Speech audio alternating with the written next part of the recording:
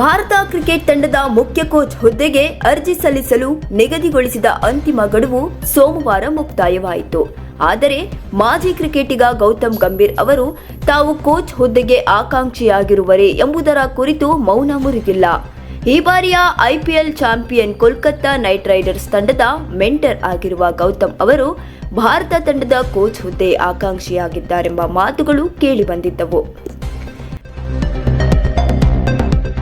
ಭಾನುವಾರ ಚೆನ್ನೈನಲ್ಲಿ IPL final ಮುಗಿದ ನಂತರ ಕೋಲ್ಕತ್ತಾ ತಂಡದ ಮಾಲೀಕ ಶಾರುಖ್ ಖಾನ್ ಅವರು ಗಂಭೀರ್ ಅವರನ್ನು ತಮ್ಮ ಫ್ರಾಂಚೈಸಿಯೊಂದಿಗೆ ಉಳಿಸಿಕೊಳ್ಳಲು ಪ್ರಯತ್ನಿಸಿರುವ ಕುರಿತು ಮಾತನಾಡಿದರೆಂದು ಹೇಳಲಾಗಿದೆ.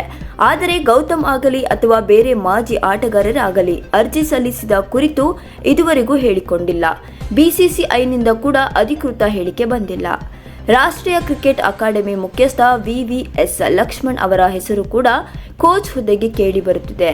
ಕೆಲವು ವಿದೇಶಿ ಕೋಚ್ಗಳು ಅರ್ಜಿ ಸಲ್ಲಿಸಿರುವ ಸಾಧ್ಯತೆ ಇದೆ ಎಂದು ಹೇಳಲಾಗುತ್ತದೆ.